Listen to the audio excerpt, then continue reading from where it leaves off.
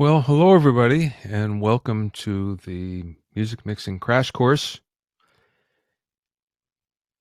This is actually the first webinar that we're doing on a new platform.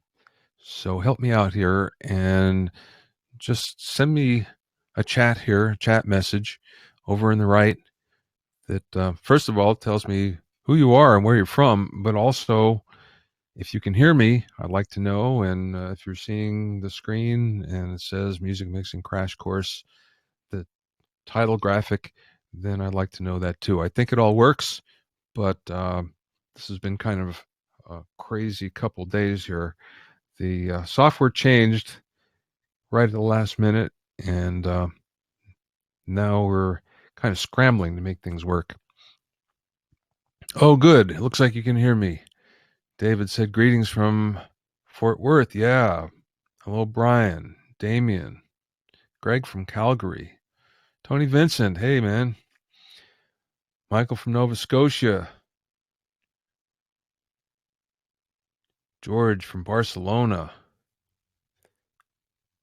Wow, it's very cool. Karen from Toronto. Rick in LA. I love it.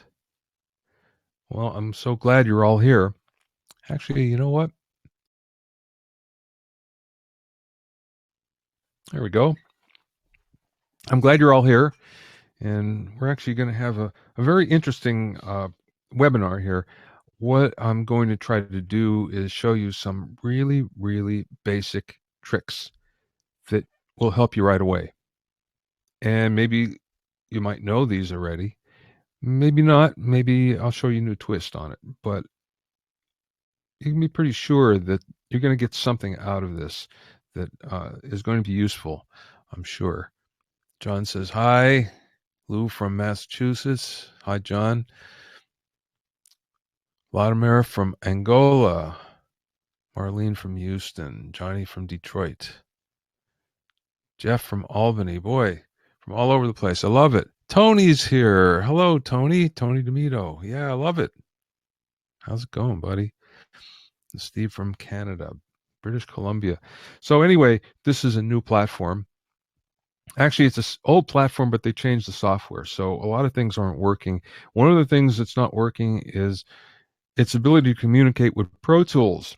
So I was actually going to do a lot of the mixing things here live on Pro Tools, and unfortunately, we just could not make it work, and their customer service weren't very helpful. So what I did last night is actually record everything, and I'll play you the snippets where it's useful, where it's possible, and you'll get the same thing. It just won't be as it won't be live, but don't worry, because you'll be able to actually. I'll be back after a couple minutes and we'll talk about it. And at the end, you can ask any questions that you like. So there's a lot of time at the end. If you have any questions, and I'm up for everything. Deona, hello. Yeah, hi. Good to see you again, too. Oh, Damon, you have Arc. Yeah, I don't use it, but I have it.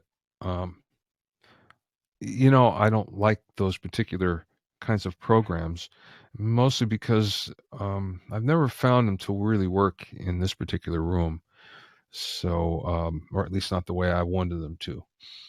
So we've done it another way. Let's see, Bill. Hey, Bill. Good to see you again, too. Boy, this is great. Lots of old friends here, lots of new friends. I love it. Danny in Nashville, John in Tulsa. Wow, lots of people coming on. 132 so far. That's pretty good.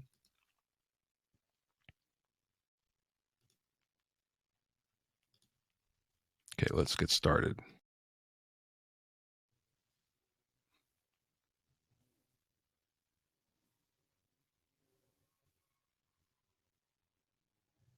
Okay. Hello, everybody, and welcome to the Music Mixing Crash Course. And hopefully, you'll enjoy some of the things I have for you today. And you'll be able to use them immediately in your mix.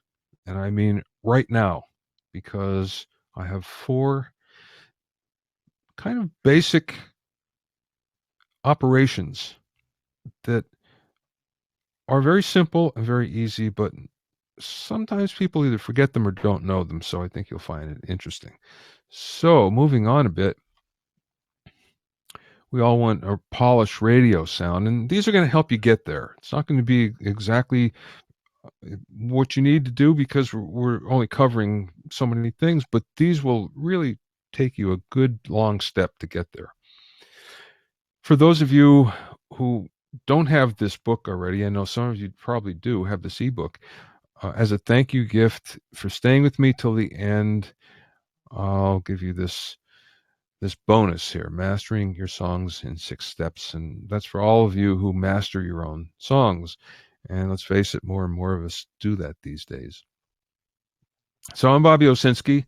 I'm a mixer, I'm a producer, I'm an author, and I've written 25 books. Most of them are on the music business, music business, recording, production, and hopefully some of you have these. And don't forget, there's some brand new ones down on the bottom. Those are all brand new. If you don't know me, you might want to check out my blogs. There's 2 of them, the Big Picture Music Production blog and the Music 3.0 Music Industry blog. And of course, there's a podcast that I do every week. I think we're on year number 3, and there's 154 we've done so far, so quite a lot. And there's a lot of really good people on there. So I encourage you to take a look or take a listen because I think you'll like it. Okay, a little bit about me. So when I came to California, I really didn't know anybody, and I had to kind of learn on the fly how to network and how to get with people. And as a result, I did a lot of different things in my early days here, which includes commercials, like you see Scope. I did a bunch of Scope commercials, and which is a very interesting story. And someday I'll tell you about it. And also some good movies and some bad movies, recording dialogue, recording music, recording lots of different things. A bad movie in the middle and a good movie on the right. And eventually I get into mixing surround sound. And then I did a whole bunch of really famous people like this. And you can see some of the projects that I worked on, including Jimi Hendrix. I'm pretty proud of that, Rainbow Bridge. And did that in 5.1. And that opened a lot of doors for me. Recently, I've had a couple of hits as a producer and as a mixer. Here's one from a couple of years ago, Double Crossing Blues. This was number 2 on the Billboard Blues charts. And then last year, at the end of the year, I had number 5 on the iTunes rock charts. So I don't mix and I don't produce as much as I used to, but I still do it. And luckily, they do pretty well. So what you want, and the reason why you're here, is you want smooth, polished mixes, just like you hear in radio. And yeah, I don't blame you because that's what everybody wants. So I'm going to help you get there a little bit. There are 6 mix elements, and there are 4 of them that I consider the most important. Now, you see balance, EQ, compression, and effects. What are the other 2? Well, it's panning and interest. And panning, most people kind of know how to do that, so that's not as important as these other ones. And the other thing is interest, and interest would take a whole webinar by itself just to figure that out, because that's really what separates the great mixers from the good mixers. But before we even get there, we have to work on these 4 things here: balance, EQ, compression, and effects. So the first element here is the secret to great balances. And what I'm going to show you here is, like I say, this is a video that we did last night. And the reason why we can't do it live is, for some reason, this is a new platform, and an updated platform, and Pro Tools is not speaking to it. So last night went and recorded these videos, which is the same thing as I'd be telling you live. And I want to show you that. But the first thing is balances. And there's a trick that most mixers use that I'm going to show you. It's not so much about how to balance instruments against one another, but it's how to tell when things are in balance and out of balance. So let me play that for you, and we'll talk in a few minutes. Most mixers will use 3 different levels when they mix, and these levels always stay the same. The reason why is if you start to vary your levels all over the place, then it's hard to get a good reference point. And also, sometimes your speakers sound different at different levels. So if you lock in these 3 levels, then you find that you get used to them and you know how they sound. So for instance, there'll be 3 levels. There'll be one that will be fairly loud, and that's just for getting the low end together. And then there's one that's moderate, not too loud, and that's for most of the mix. And then there's one that's very quiet. So at the end of the mix, you go to the very quiet one, and then you can pretty much hear how your balances really are. It's surprising at a low level. Things will jump out at you or not jump out, and you can really tweak things very well. So what do I mean by 3 levels? Okay, I'm going to use the master fader here. Now, I normally wouldn't do that. I'd use my control room level control, but in this case, I'm going to use the master fader just so you can hear the difference.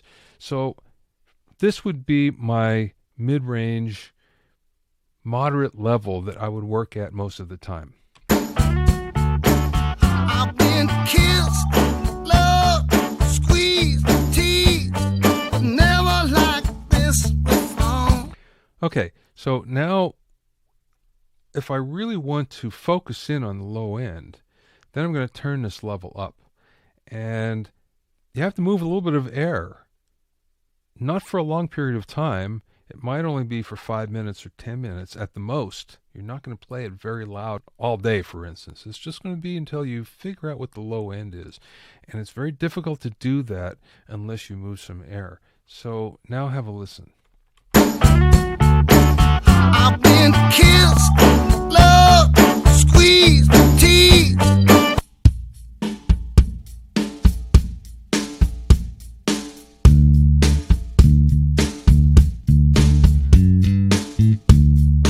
So now you can hear that we can zero in on our low end and pretty much hear what things are like, and we can tweak them as needed. Now, the third level is very quiet. And what do I mean by very quiet? I mean just about a whisper or a little above. So much so that if someone comes in the room and begins to speak with you, they're going to drown the level out. So it's very, very quiet. So it's something like this.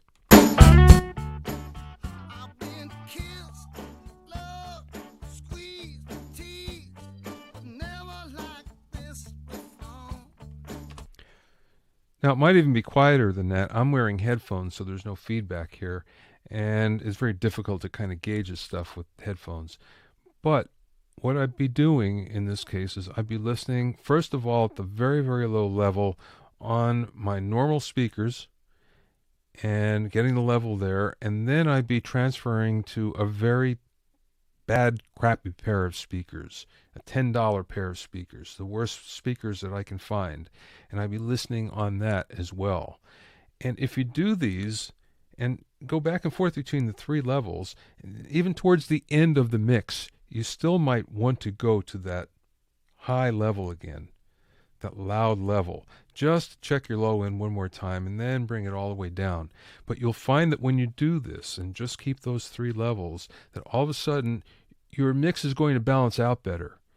And by not really varying the levels all the time, and a lot of people do that. They'll turn it up at random and they'll turn it down at random and then they'll put it to another spot to do their mixing at random, and they're always moving the level control. And that's very confusing to your ear, and it really is something that is going to be bad for your balances. So 3 levels, and you'll find that that's going to work much, much better than just about anything else.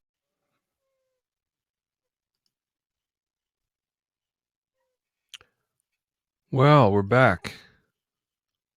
Okay, so the secret to great balance is basically 3 levels and only 3 levels. Something that's quiet, something that's medium, and something that's loud. And this is very similar to television and film mixers who listen at only one level. They never change their level. And you find that most of the time, mastering engineers only work at 2 levels. Loud, well, I shouldn't say loud, moderate, and very quiet. But for mixing music, you really have to go 3 levels. So, medium being where you spend most of the time and it feels good and it's not too loud, and loud being just for those few minutes when you work on the low end because you really gotta hear it and you have to move some air. That's one of the mistakes that I made for years. I didn't play loud enough, and I wondered why my low end wasn't coming together. That's why. And then the very quiet mode at the end really makes a big difference.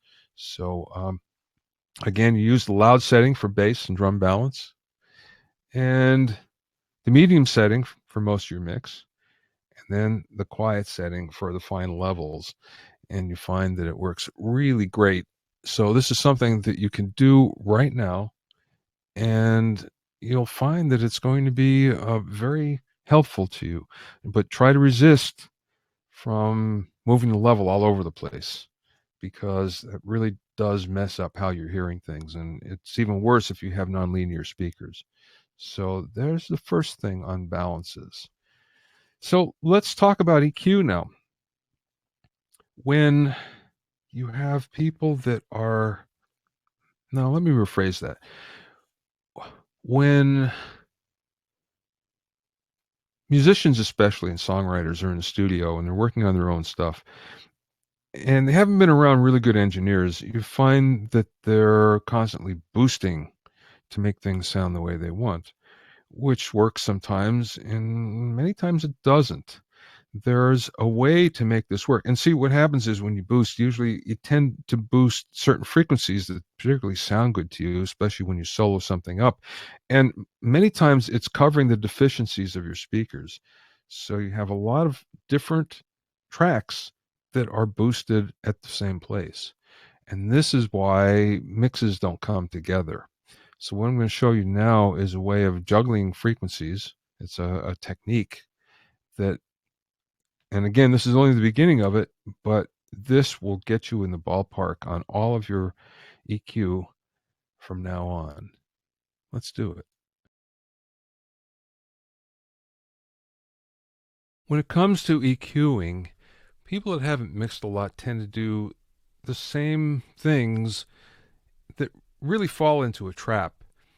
And the first thing is to always EQ in the same places. So in other words, you'd have several tracks that would have the EQ boosted at exactly the same place. And as a result, what ends up happening is that they clash. So let me play this track for you. Concentrate on the guitars because they sound pretty much the same, and then we'll solo them up and have a listen. I heard a lot of sweet talk in my time, but your pretty words is a mess on my mind. It's like a never, oh, never. Okay, now let's solo these up. And that's another problem. A lot of times, engineers that, again, haven't mixed for a long time, they'll tend to solo the instrument and just do all the EQing. And they'll solo each track and go along, EQ it, make it sound good. But the problem is they have to fit together. So sometimes something that sounds really great by itself sounds really crappy when it's in the mix. And it may not fit in the mix. So that's why when you're EQing, it's best to always listen to another instrument, and I'm going to show you how to do that. First of all, let's listen to these two guitars. Now,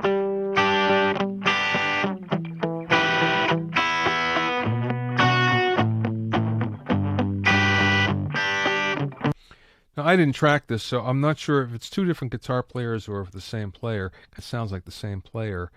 And again, even if it's two players, what tends to happen sometimes is they may be using the same guitar and the same kind of amplifier and have basically the same kind of tone. So right off, you're going to have a lot of butting of frequencies. And that's one of the reasons why you find guitar players, studio players, have a lot of different instruments and a lot of different amplifiers, is because they'll mix and match the sound in order so they don't have those frequencies. But in this case, we have two similar sounding guitars, so we're going to try to fix that. So let's listen one more time.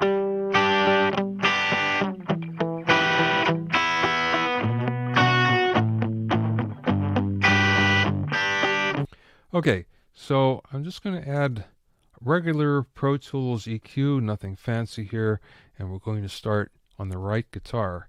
And the first thing I'm going to do is I'm going to brighten this one up. And I might not always do it this way, but just as an example of how this is done, I'm going to brighten it up somewhere 3-4K.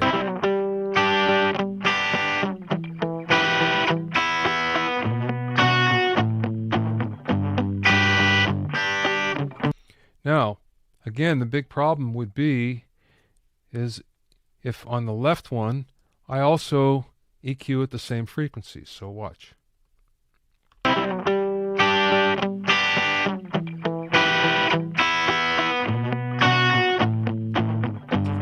So here we go. We have the same problem where things are boosted at the same frequency. So no matter what, they're just going to sound the same. They're going to basically interfere with each other and mask each other in the mix. So the way to do this is if something is boosted at one frequency on the similar sounding instrument or the one that's masking it, you cut that frequency. Watch.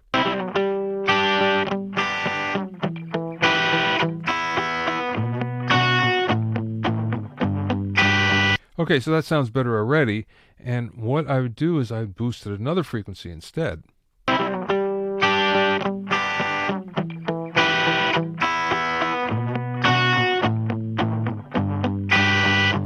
And I may add a little bit of another frequency around it.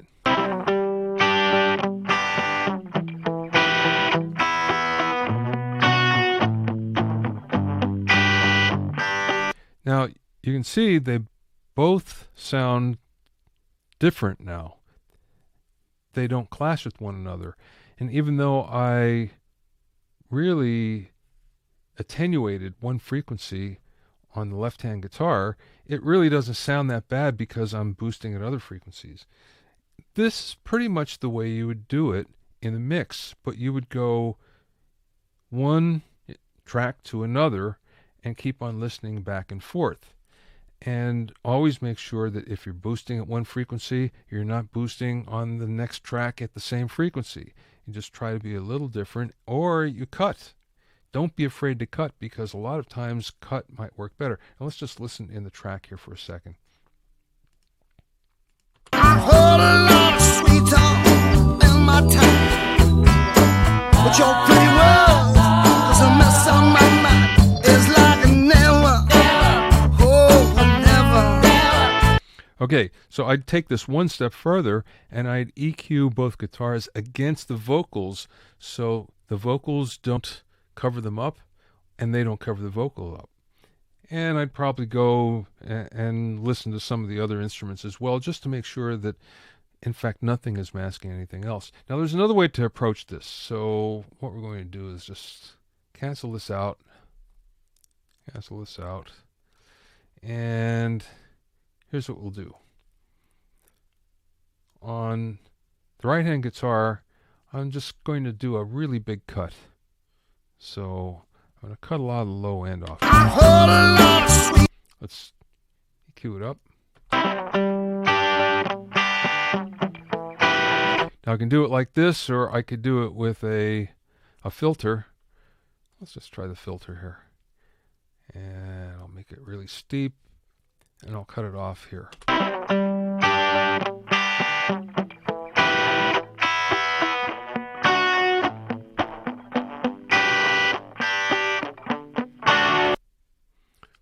And on this one over here, what I'm going to do is I'm going to boost a little. at that frequency. So somewhere in the low end, I'm just going to boost it up.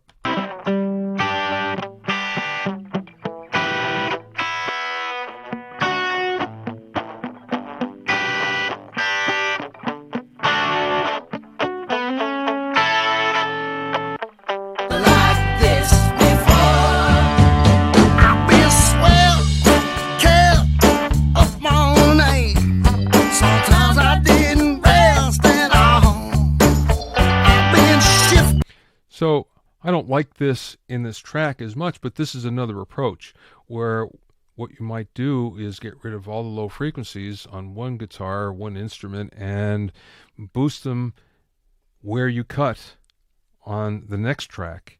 And sometimes this works like magic, and it really makes things fit better into the mix. So again, we did this in 5-10 minutes, but normally this might take several hours, maybe just on these two instruments, getting them to fit in the track.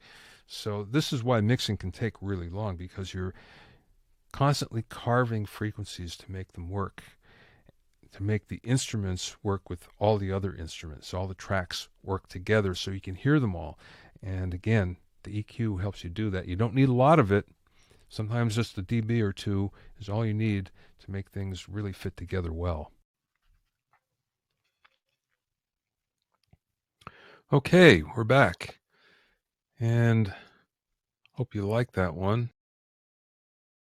That over on the side about when you're cutting, it should be narrow, and when you're boosting, it should be wide, and that's exactly right. Generally speaking, it sounds better when you're boosting if you have a very, very wide Q. So in other words, it's low, it's somewhere around 1 or 2, somewhere like that. And when you're cutting, it usually sounds better if it's a little more narrow. But that gives you the general idea in order to get in the ballpark. So when you're EQing like this, the big secret is don't be afraid to cut. And lots of times you can get by very well without boosting at all on a mix. You'd be surprised. Sometimes just by cutting, it will sound a lot better. So don't be afraid to try that first before you do anything else. The big thing is don't boost tracks at the same frequency. As soon as you begin to do that, you'll find that you're going to have a buildup of frequencies and everything is going to frequency-wise butt head, which is what you don't want, obviously. And there's going to be tracks covered up in the mix as a result. So that's no good. And then, again, the big way to get around this is if you cut at one frequency, you should boost another track at that frequency, and that gives you a very nice hole where both of them can pretty much be heard pretty well. And then finally, try not to EQ when you have your track soloed. A lot of times you can make a track sound terrific by itself, and as soon as you put it into the mix, it just doesn't work. It sticks out or you can't hear it. That's usually what happens. It doesn't fold into the mix. It's one or the other, too loud, too soft. So the best thing is to always listen to other instruments while you're EQing. And it's a difficult habit to break. And of course, sometimes you'll listen to it by its own, but it will only be for a little while. I mean, you won't spend 4 hours working on a vocal just soloed. It's always against other instruments for the most part. So that's a really good thing to get into, a really good habit to get into. Damien S., this applies to multiple background vocals too. Yeah, it does, but it depends, like if they're gang vocals or harmony vocals, how they're stacked, things like that, will pretty much make a difference on how that works. So let's go on to the next one here. Okay, now let's talk about compression. It's easy to slap a compressor on a track. And a lot of times without doing anything, it works just fine. But if you want to really make it work at its best, there's these little things called attack and release and the ratio that make a big difference. And what I've found is most people don't know how to use those, especially the ratio control, and why they're important. So what I'm going to show you now is how to set up your compressor especially using those 3 parameters. Now, again, there's other ways to do it. This is an old, classic, tried and true way, and I think you'll find that it will work pretty good. Now, one thing I should tell you here is when I was doing these videos, I was listening on headphones. And sometimes what I'm hearing on headphones is not exactly what you're hearing if you're listening on a speaker set of speakers. So sometimes what's dramatic to me isn't dramatic to you if you're listening on speakers. So I tried to emphasize that a little bit. So if something sounds out of whack if you're listening on speakers or on headphones, that's the reason why. Anyway, let's do this.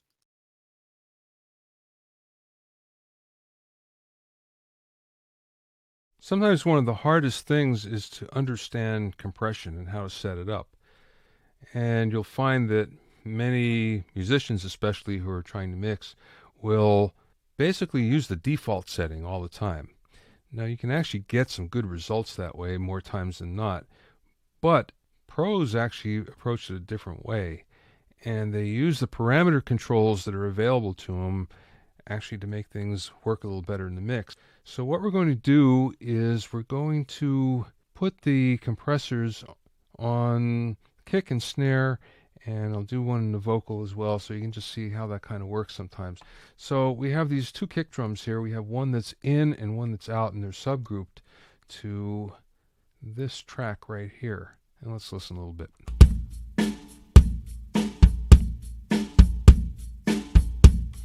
Okay, so now I'm going to use just a B-flat Pro Tools compressor, nothing special. They'll all be set up exactly the same way. And here's what we'll do. Now, the first thing is, if you want a lot of punch, use a low ratio. If you want a lot of control, use a high ratio. So that's the difference here. Punch on a low ratio is what we want. It may be pretty low. It may be 1.5 to 1, 2 to 1, something like that. So that's where we're going to start. And then the other thing we're going to do is we're going to take the attack, turn it all the way up as slow as it will go, and the release all the way to the left. So basically what we want is a very slow attack and a fast release. We're going to start there and then watch what's going to happen. I'm going to increase the threshold.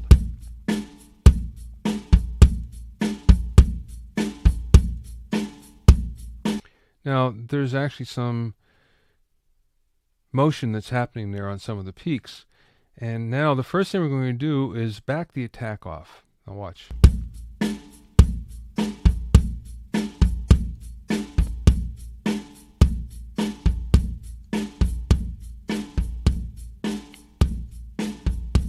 Now, the first thing that happens is if we back it off too much, it's going to take the transient out of the attack. So now we're going to lose the punch out of it. So where is it right? Well, just about the time you begin to hear the sound get dull, that's when the attack is set correctly. So we'll hear it get dull and we'll back off a little bit.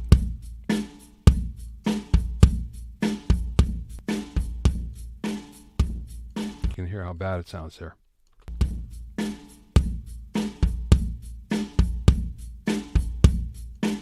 Now, what we're going to do is we're going to start to increase the release, and as we do that, we're going to get more and more compression, so we'll have to back off the threshold as well.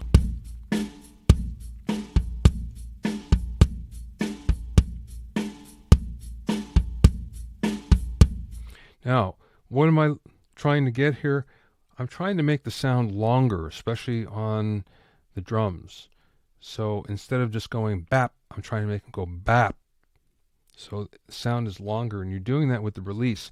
And ideally, what you're trying to do is make it long enough so it stays until the next hit. You can't always do that, but you want it to sort of breathe with the song, breathe with the tempo of the song, with the pulse of the song.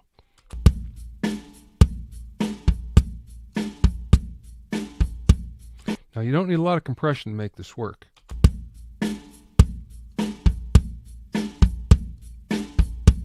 Now we'll bypass it.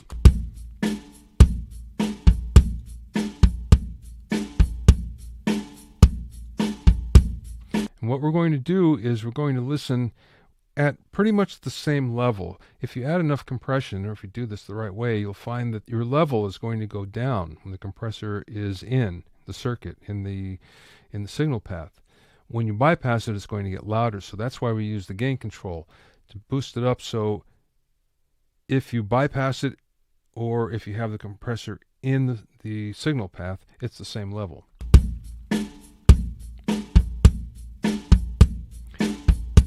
And you can hear that get pretty punchy. So let's listen to the track.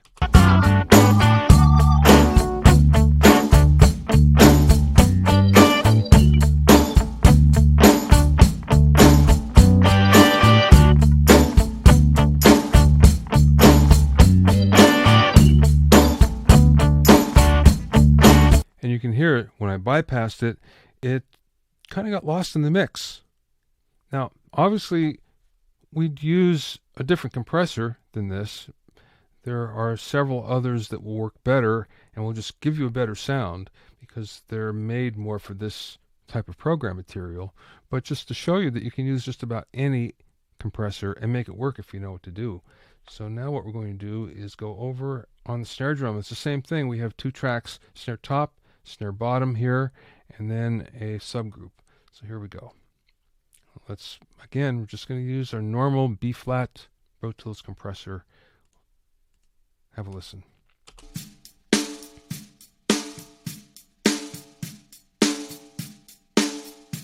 Okay, so we're going to do the same thing. We're going to put it on a low ratio, somewhere around there. Very, very fast release, slow attack, and now we're going to back the threshold off until we start to see some deflection on the gain reduction meter.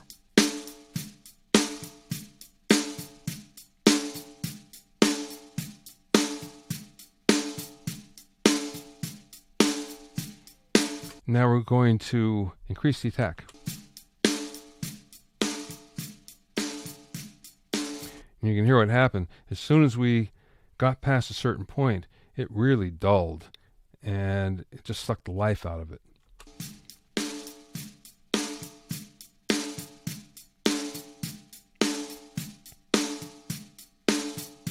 Now we're going to add the release. Hear how it smacked? It's too much compression, so we'll back off the threshold.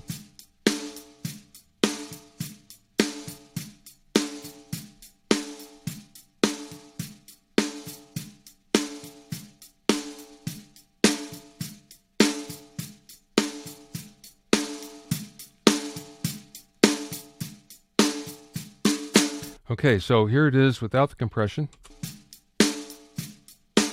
and with. But listen in the track. Here we go.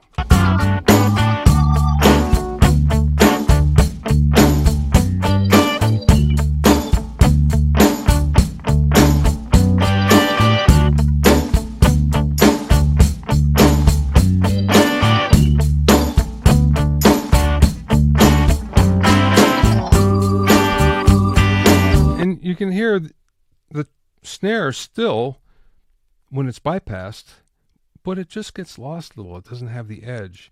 So we're adding that little edge and we're making it just jump out of the track a little bit more.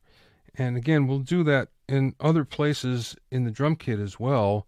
And when we add them all together, you're going to have a really punchy drum kit. But if we use some other compressors that are better tuned to the drums, the sound will be a lot more dramatic. But this is basically the way you do it. You try to make the attack and release set in such a way that it pulses with the drums. Now let's go on the vocal for a second. Let's have a listen. I've been kissed, loved, squeezed, and teased, but never like this before. Now this is pretty compressed already. When it was recorded, it was pretty well compressed. So the effect won't be quite the same, but we'll do the same thing. I'm going to put my normal B-flat compressor on. Actually, you know what? Let's just put the 1176 on so you can hear what happens. And the 1176 works backwards. So This is the fast release. This is the slow attack. Let's listen. I've been kissed, loved, squeezed, and teased, but never like this before. You got me tracking behind you. Okay, here what happened when we really made the attack fast. All of a sudden, we started to miss the beginning of his words. I've been kissed, loved, squeezed, and teased. See, it sounds better. So what we're going to do is back that off. I've been kissed, loved, squeezed, and teased, but never like this before. You got me tracking behind you, running on my knees, pleading and begging for more. Okay, now let's just back off on the release a little bit. I've been kissed, loved, squeezed, and teased, but never like this before. Let's listen in the track. I've been kissed, loved, squeezed, and teased, but never like this before. And without it? I've been kissed, loved, squeezed, and teased, but never like this before. Sounds good, but just doesn't sound quite as good as with the compressor. I've been kissed, loved, squeezed, and teased, but never like this before. And you can see I'm actually adding quite a bit of compression, and you'll find there are some times when you'll add a lot and it will sound great, and other times where you add a lot and it will sound terrible. So it depends on the program that you're using it on, depends on the track that you're using it on. But the whole idea is to set the attack and release controls so the compression breathes with the track. All right. So first of all, I apologize with the sync between the audio and the picture. Like I said, this is a brand new, well, it's not a new, it's an updated platform, but it changed a lot just in the last few days. So as a result, there's some growing pains, and I'm sorry that you have to witness them, but we're all kind of learning this together. The other thing is, I apologize for that Mixing Tips webinar banner that streaked across. Wasn't supposed to be there. I'm not sure how that worked, but sorry for that. Anyway, secret to compression: basically set a low ratio for more punch and a high ratio for more control. So for instance, on drums, you might want, and also on the mix bus, for instance, you might want 1.5 or 2 to 1, 3 to 1 maybe. And when it comes to something like the bass, it might go 8 to 1 because you really want it to be solid and not move too much. And occasionally we might go higher than that, but usually when you go really high, you're trying to cut off something from overloading. So an example would be the master bus, and you're trying to get it really loud, and that's when you go to high ratios. But this is the basic rule here: low ratio for more punch and high ratio for more control. The next thing is, you don't really need a lot of compression. A couple of dB, a couple 3, maybe 4 or 5 sometimes, but you don't need a lot. Basically, as soon as you begin to hear it, it might be too much because you're trying to control things, you're trying to get some snap, and you really don't want it to sound like the life is being beaten out of it, which is what a lot of compression tends to do. Now, you have some compressors that are pretty transparent, that you can get more compression out of them without it sounding bad. So it really does depend on the compressor as well. And in some cases, we find that certain compressors work better on certain instruments than others. So what I'm trying to show you here is that you can take any generic compressor from whatever digital audio workstation that you're working with and kind of make it work. So that's the whole thing here. You don't need anything special. And back in the classic days on consoles, when we didn't have a lot of compressors, we made do with very few of them, and it still sounded pretty good. The next thing is start by setting the attack slow and the release longer. And what you're trying to do is make sure that it pumps with the pulse of the song. That's the whole key here, especially with the drums. If we can get the drums to pump with the song and some of the other instruments as well, that's when it really sounds good. So again, you can make compression work just fine without using any of the parameter controls, but you really don't get the whole effect unless you can make it pump with the song. So that's why we want to use those attack and release and ratio controls. Okay. Oh, also adjust the gain so the level is the same as when it's bypassed. That's a key. Ideally, what we want is it's the same level when we have compression and no compression. The reason why is, first of all, maybe you already have a level that's pretty good when you put the compressor in and you don't want it to get louder. Okay, so that's one reason. But a better reason is sometimes we can get fooled by something that's louder and think it's better than it really is. So if we set those levels so they're the same, what ends up happening is we have a really good way to compare. Okay, does this actually sound better or not? So that's one of the reasons why you do it. When you're adding compression, you're always losing gain. And sometimes you're losing low end as well. So you find a lot of times you might have to put an EQ behind it to add some of that back in. All right, so let's get on to the next one. Using effects. Here's a trick to make just about any effect work better in the mix. And when I say work better, what that means is sometimes you add an effect and it just will not blend in. And it's the same old thing. Either it's too much or not enough.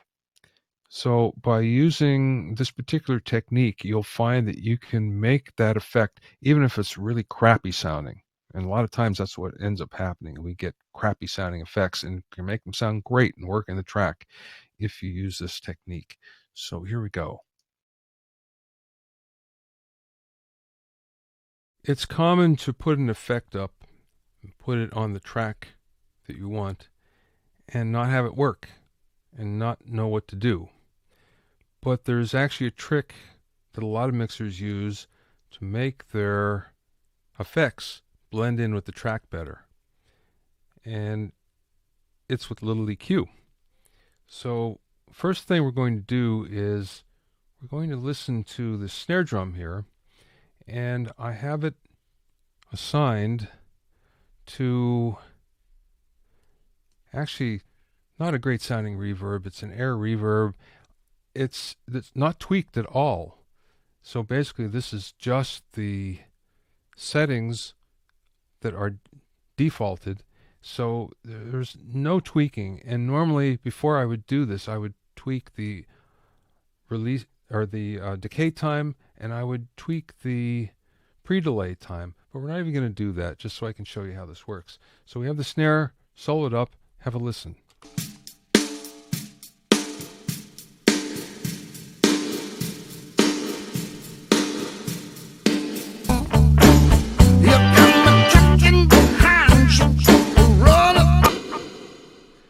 Now this sounds pretty crappy actually, and we can make it blend in with the track fairly easily. So we're just going to bring up a B-flat EQ, and the fastest way to make this work, usually the thing with reverbs especially, is the low end gets in the way. So if you get rid of the low end on a reverb, it will still sound really good, it just won't take up as much space. So have a listen. Let's solo this up so you can hear what's happening.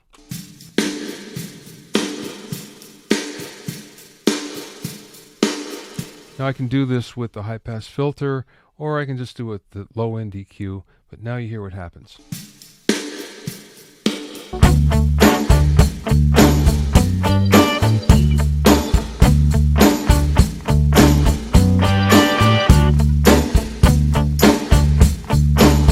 So you heard, it cleaned it up quite a bit. Now what I'm going to do is I'm going to do the same thing only with the high end. So now I'm going to take the high end, and here's what we'll do. We'll solo it up again.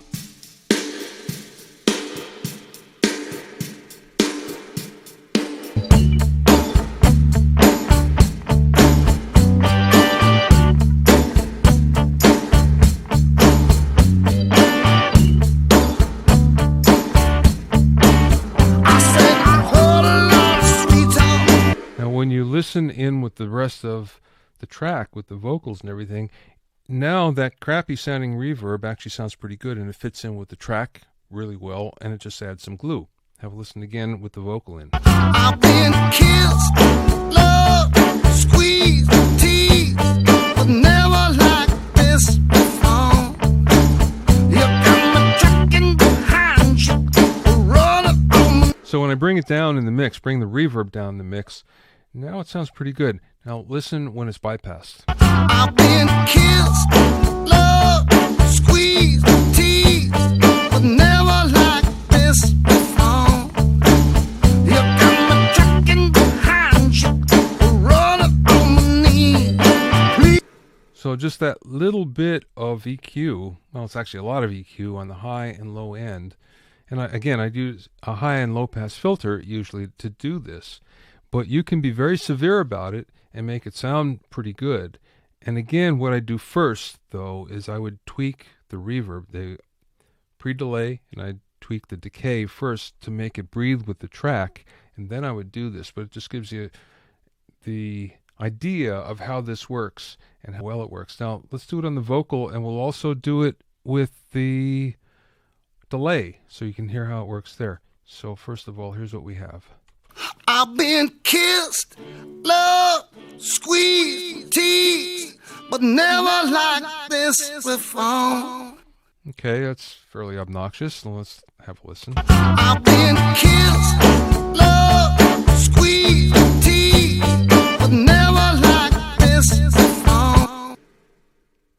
And once again, I'm listening on headphones. You may not be, so hopefully you're hearing this the same way I am. I might be hearing it a little more acute than you are. So actually what I'm going to do is goose this up a little bit so it's louder. I've been kissed, loved, squeezed, teased. So again, let's add our EQ.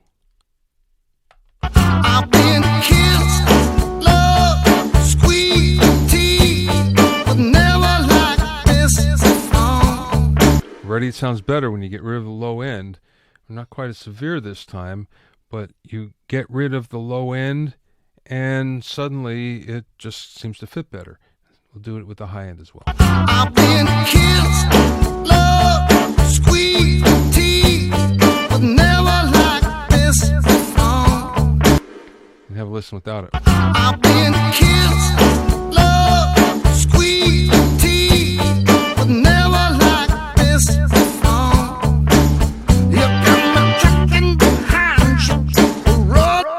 Now again, I would tweak the delay so it fits with the track better first, and then I would tweak the EQ and also the level. Now again, I'm exaggerating it here so you can hear it, but you can hear what happens. Now again, you don't have to be as severe as I was with this. I'm just showing you. I usually use a high and low pass filter here to do this, but you know, you can just back a little off and it makes a difference as well. I've been kissed, loved, squeezed, teased, but never like this before. You got me tracking behind you, running on my knees. What the idea is to make it fit in with the track without sticking out. We don't want it to be obnoxious. We don't even want to hear the effect many times. We just want the glue that it adds. And this is one way to do it. And again, we tweak the effects first, then we'd add a little bit of EQ or a lot of EQ. Either way, we do it until we get the sound we want. But this many times is the key, even on modulation as well, to really making your effect sound better and blend in with the track. Okay, and we're back. So, In this case, what we're going to do is place the EQ before the effect in the signal path. Why? Well, it really makes a difference a lot of the time in the way it sounds. Think about this. You're affecting the sound before it goes into the processor rather than after. Sometimes it works better the other way, but most of the time I've found that the EQ sounds better placed before the processor, the effect processor.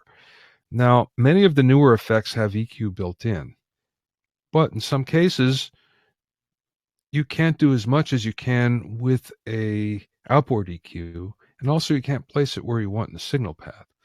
So I always use one of these, especially if it doesn't take up too much in terms of system resources. But you can hear it can really make an effect fit better in the mix, and that's exactly what we're trying to do. So we're going to attenuate the low end. Why? Well, the low end is where all of the buildup happens, where it gets muddy. So we're trying to eliminate that. And we may just dial it back to 100 cycles, or we may dial it back to 500 or 600 cycles. Whatever works.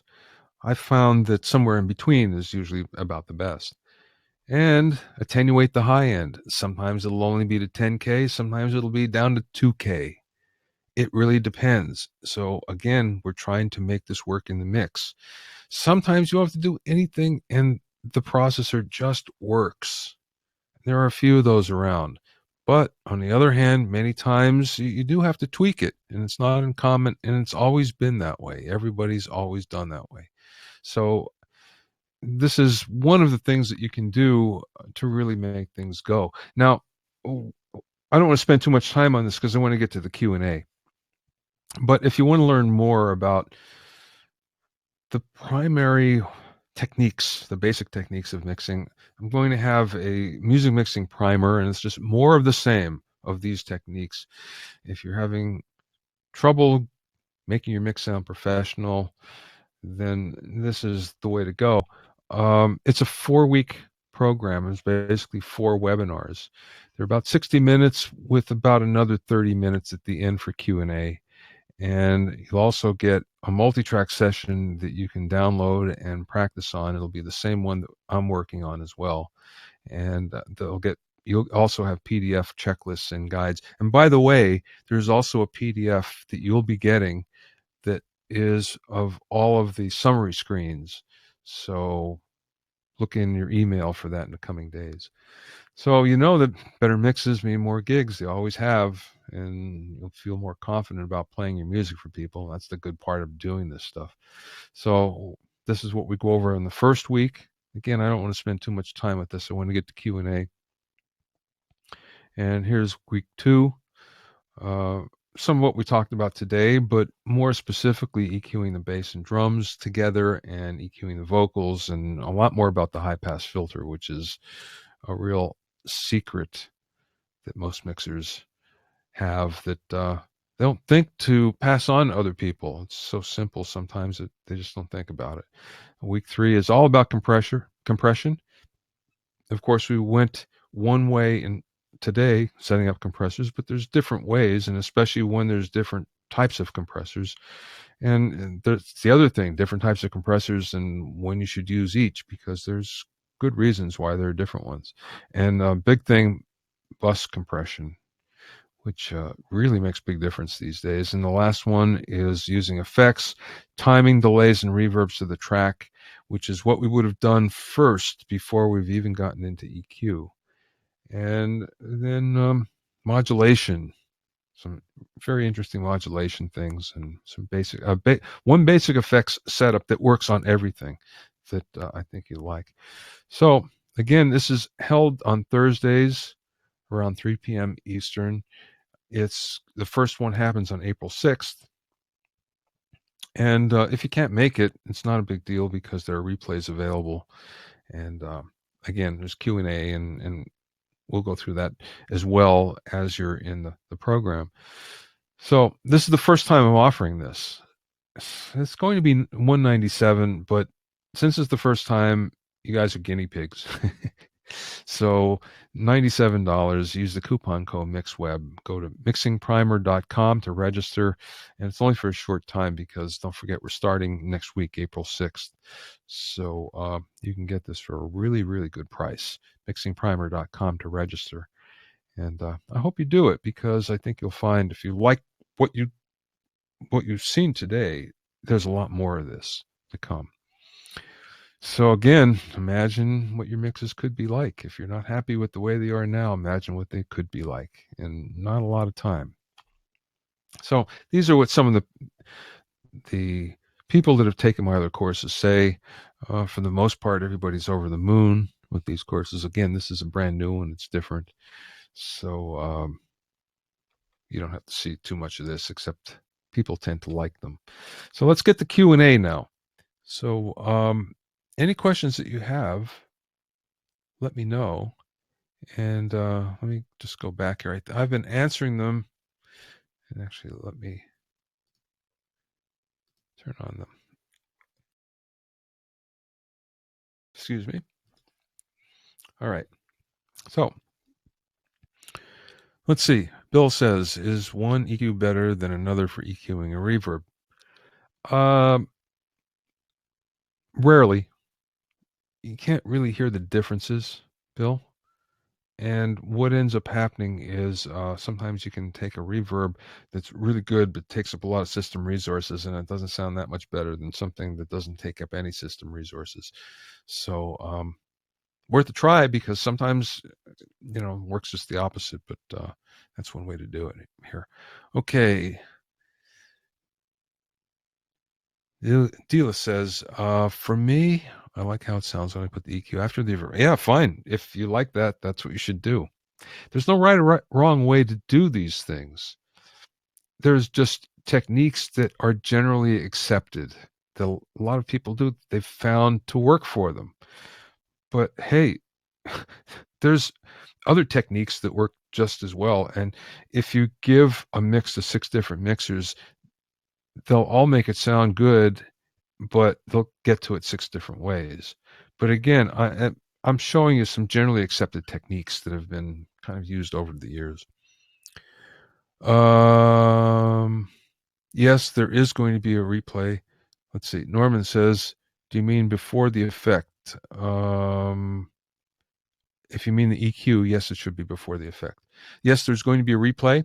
You'll get an email probably tomorrow, because it takes some time for this to process, and it will give you the link for the replay. Matt says 600 in the high pass and 10K for low pass. Old studio trick on the reverb bus. Yeah, this is the what's known as the Abbey Road reverb trick, because that's the way they have their reverbs set up. The Abbey Road reverb trick. It's cut off at 600 cycles and at 10K. Matt, 3K dip in the vocals. Yes, this is also another thing that you can do, is you can dip around the vocals and you'll find that everything will fit a lot better. So this is something that you see a lot.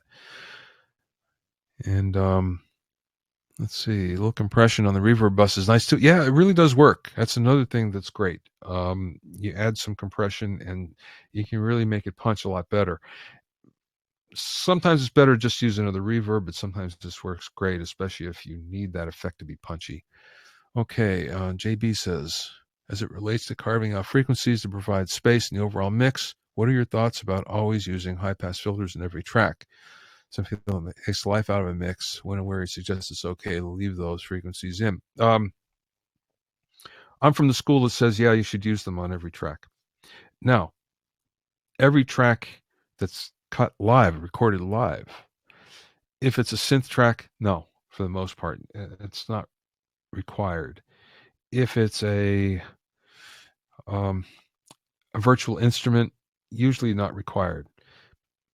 That being said, here's the reason why you'd use a high-pass filter. When you record, you're picking up a lot of frequencies that you don't hear, but actually are in the mix. Could be noises, it could be thumps of a truck outside that are really down low, but it really does affect the mix and it'll affect how loud it could be. So you want to get rid of those. So if you high-pass filter at 30 hertz, you won't hear it. You'll get rid of what you need. You won't hear it. Sometimes 40 works great. On guitars, I go to 100, sometimes 150. On a vocal, sometimes 80 is good. Even on things like the bass, the kick, and the tom, floor tom. At 40 cycles, 30 cycles, it works. It's good. So yeah, I'm one for using it on every track, at least a little. And it's not required. I shouldn't say on every track, on every live track. There may be those cases where it's not needed, but most of the time you'll find your mix will work better. If you use it too much, if you cut too much off, yes, you're going to lose the life of the mix. You're going to lose the low end. From Z, I use nothing but hardware drum machines when I make music. When I tweak the pitches on different drum samples, I notice I can fix it better in the mix. Yeah, for sure, definitely. Wonder if there's any way to precisely tune the drum samples on drum machines so I can fix better in the mix. Nah, and here's why. Whenever someone like me gives you some tips,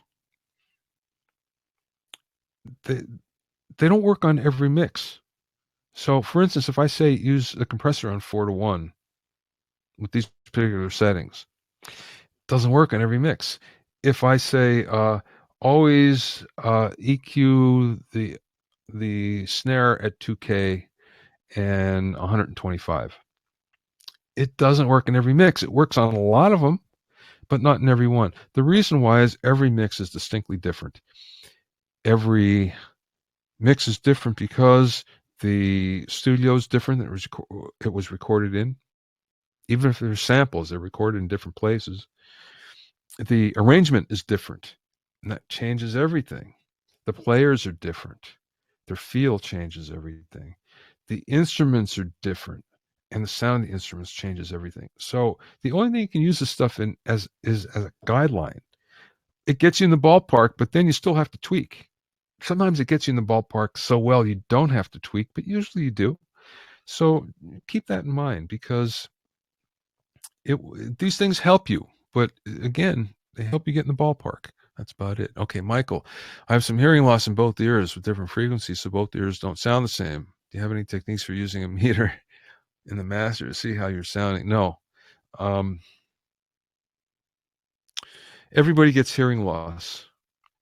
The older you get, the good part is you learn how to compensate. You don't even think about it. It sort of just happens. And I know a lot of mixers who are kind of up there in age, they're just doing better work than ever, even though their high end isn't there and they have some dips here and there. They know what to listen for. Excuse me. A lot of it has to do with the fact that they're always using the same speakers, so they know what they sound like. So that's an important thing. Another thing is they're always listening at the same level.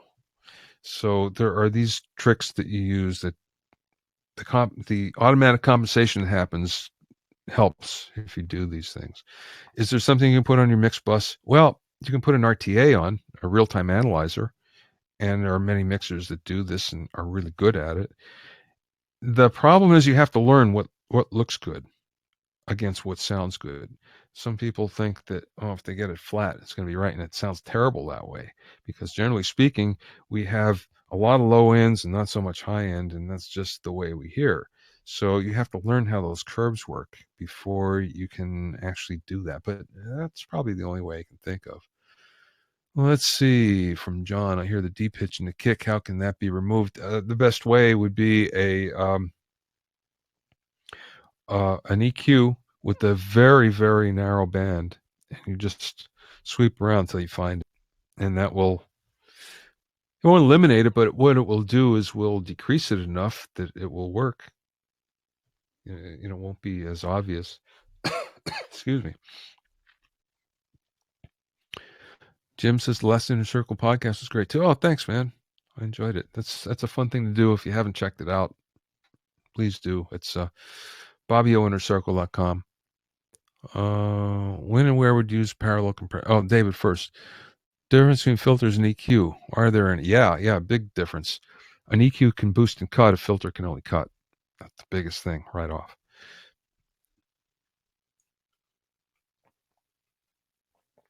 Okay. From Steve, when and where to use parallel compression? Well, I'm a big one for parallel compression. I use it especially on the drums. Something called the New York City compression trick. If you haven't heard it, go to my blog, do a search, and you'll find it there. And what that is parallel compression on the bass and drums. I know a lot of mixers, one in particular, Andrew Sheps, who does the Chili Peppers and people like that, and he uses it on so many instruments, and it's just his way of getting the sound. The reason why, the parallel compression gives you the best of both worlds. It keeps some of the dynamics, and it gives you the sound and feel of the compression. That's why people use it. So wherever you need that, that's where you do it. Okay, John, I can hear the D pitch and the kick. How can that be removed? I think I just answered that, John. What do you think about using effects on the master track? Not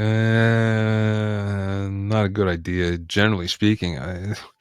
Obviously, there's always the exception, but it can be done so much better in other places.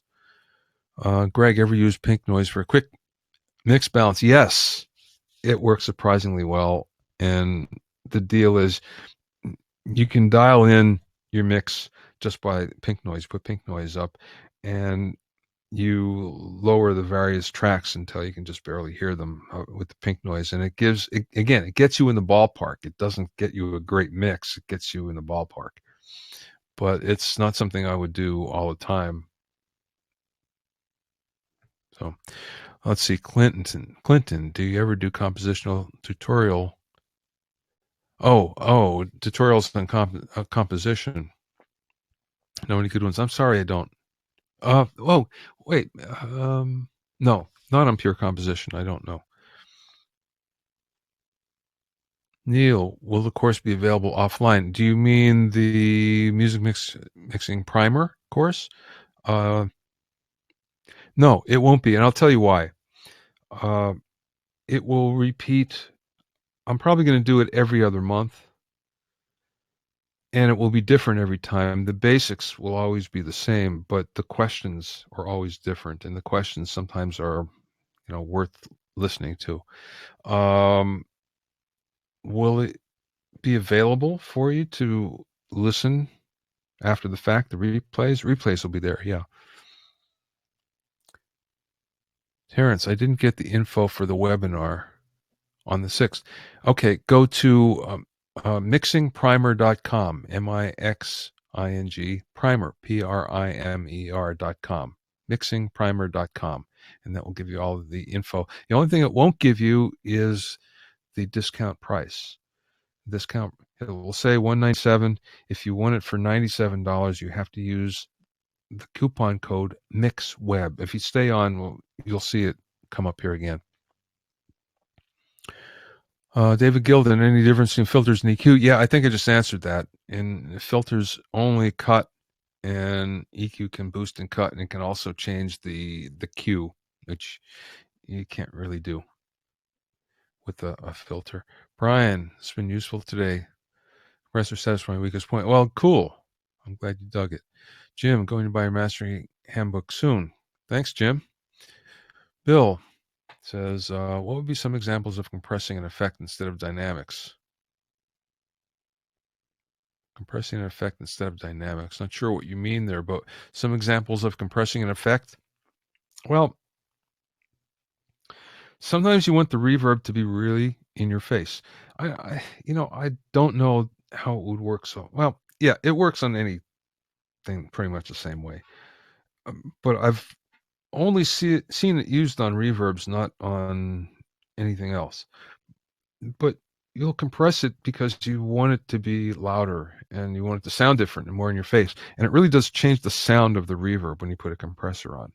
So it can be really tame one way. You put the compressor on and it sounds really aggressive and really different because there's more body to it. So that's one way here.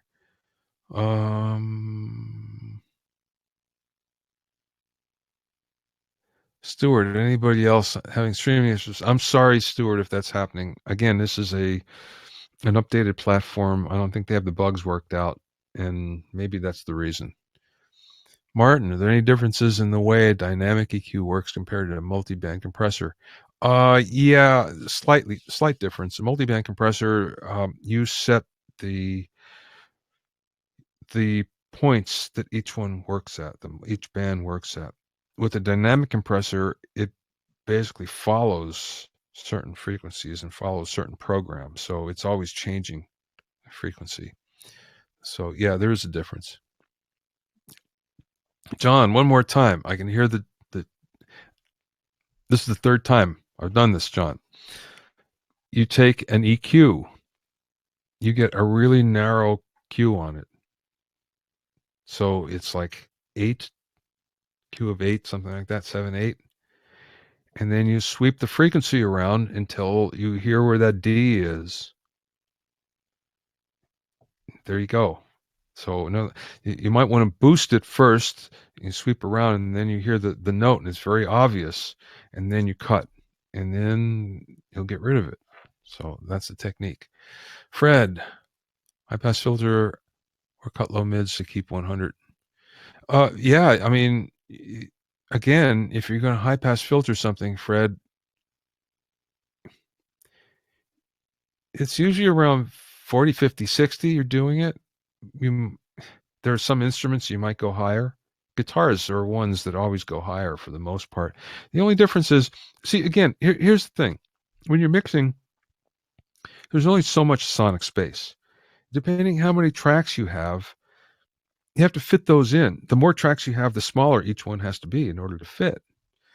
So this is one of the ways you make things smaller, by filtering things.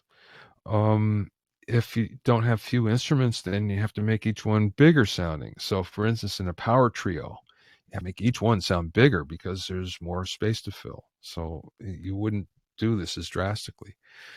Okay, David, any tricks of Pultec EQ besides the boost and cut in the low end? No, that boost and cut trick is pretty much the way to go. Let's see, Kenny. It's great how he made the out of time guitars work. Yeah, well, sorry about that. They're out of time, but that's the way they played them. Clinton, do you automate volume differently for each section of the mix? Yes. Again, this is nothing new. This is something that's been done since automation first started. When you come to turnarounds, for instance, and there's drum fills, sometimes automating that, boosting that a little bit, just a dB or two, just feels better. And then bring it back. And sometimes people will just automate the chorus and boost it up a dB or something, just so it's bigger sounding, so it feels different. So, those are two examples I can think of right off. Frank, is the 101 Mixtrix portal still up? Yes, it is, Frank. Yes. And it's going to be changing to my Hitmakers Club, but still you'll be able to access all that, no problem. Nakota, what's the usual max dB level in a master when you're mixing? Well, it changes. The standard way is 0.1 dB full scale. So you set your ceiling at 0.1 dB. If you're creating MP3s, usually it's better to set it at 0.1. The reason why I say that is, I'm not 0.1, I'm sorry, at 1 dB. And the reason why is that it will get, when you go into the encoder, it gets louder coming out. Almost all encoders, MP3 encoders, tend to give you a little bit hotter output. So that, just make sure you don't overload. So the real mastering engineers today do it 0.001. They're really getting, every last bit they can out of it. Michael, thank you, Bobby. I hear you. I have several of your books and enjoy them. Oh, cool. Very cool. Thank you. Jari, best way to level match when A being parallel compression, on or off? Level match. I'm not sure what you mean. Yeah, okay. Well, When you're doing parallel compression, it's really difficult because it does sound so different and it sounds bigger when you add that in. So that's a tougher one. Not sure what to say. John, would you consider best sample libraries for Proc music production? I don't know. Honestly, I don't use them often, so I can't. I'm not a good judge of that. Claudia, what's the max quantity of instruments you've ever mixed? Near 200 tracks, not instruments. Instruments, it comes down to it 60, 70, something like that. But out over, 150 tracks or whatever, then it happens way too much. There's usually too many tracks that you don't need. Johnny, can you explain side sweep? I've heard people say it. I don't know what it is. Side sweep. I don't know what you mean by that. Sorry, not familiar with it. Maybe it's called something else, or I know it by something else. MJ, can you discuss pink noise trick a bit more? I don't understand. It takes more time, so I can't do it here, MJ. But it's an interesting trick. Do a Google search and you'll find it. Because actually we're going to have to wrap this up pretty soon here. We've got a lot of questions still. Andy, best way to match levels between the compressed and bypass track. Notice you use the adjust levels when you're listening to full mix instead of just comparing it in solo. No, it's not true. No, I would do it in solo. Where and the reason why I bypassed it was to let you hear the difference before and after in the track. But usually I would set that up when it's soloed, and just take your gain control and move it up or down. And usually you're moving it up until it sounds the same when track is bypassed. Todd, do you feel that linear phase compressors are important versus stock? No. If you're a mastering engineer, it makes a difference because you're trying to keep everything as clean as possible. Most people don't want clean; they want colored. So that's my feel, my take on it. David, thanks, Bobby. I have Mixing Engineer's Handbook. Oh, you have 1 and 2. Very cool. Yeah, we're up to 4 now. Mike, suggestions on how low you generally let the frequency of the kick drum go. Should the bass be the only thing way down in the 30-40 range? No, I would get rid of 30 on both of them. I wouldn't get rid of it on the, well, let me say this. Sometimes there's a reason to go to 60 cycles on a bass. Sometimes it makes it sound better and fit better in the mix. You don't have quite the bottom, but sometimes you won't miss it if there's a big kick drum. Generally speaking, on a bass cabinet, I may take it down, 30, 40, somewhere in there. But again, every mix is different, so it has to fit with everything else. And it depends if there's other instruments that are down there. If there's a synth that's way down there, then obviously you don't want those frequencies on the bass sometimes. Mike, or Bill, compression can add more color. Oh, yes. Compression can definitely add color. Depends on the compressor. Did we know? Hi, how's it going, man? Lifetime of learning. Yeah, you bet. Matt, key to a great mixer is honest speakers and sound control. Sound pad. Yeah, that's one of the big things is you should get your room to sound good first. And that will solve a lot of problems, especially over EQing, because sometimes you have to, the way you hear things is different. It's not right. So you EQ to compensate. From Robert, you create the master the same way, regardless of outputting 5.1 versus stereo. And are they mixed differently? Yeah, they're mixed way differently. It's apples and oranges. The way you start might be the same, but the way you end up is way different. And the master is generally different. A couple more questions here, and that's the end, guys. That's because I'm starting to lose my voice here a little bit. Stuart, more guidance on using a mono mix cube. What exactly should we be listening for, and how do we know if we're getting it right? Well, mono is great because it's harder to mix in mono than it is in stereo. Ken Scott, who was one of the 5 Beatle engineers, always used to tell me that they would take with the Beatles, for instance, they take all their time on the mono mix, and the stereo mix they let the assistant do. And it was like, if it sounds good in mono, you put it in stereo, it's going to sound good automatically, and that's kind of the way that works. If it sounds good in mono, it will sound really good in stereo. And so that's why you put it up. The reason why you use one speaker is sometimes it's less distracting having it just come out of one speaker. I don't mind it coming out of two, honestly, but some people would rather coming out of one. What do you listen for? A good balance, making sure that you can hear every instrument, that nothing is covering anything else up. That's always the trick. Okay, one more from Stuart. Please give me some guidance. Oh, no, we just did that. From Martin. Okay, last one. You have a certain way to balance the bass guitar at the kick, or is it different from mix to mix? Well, yes, it is different, but yeah, there is a way to do it.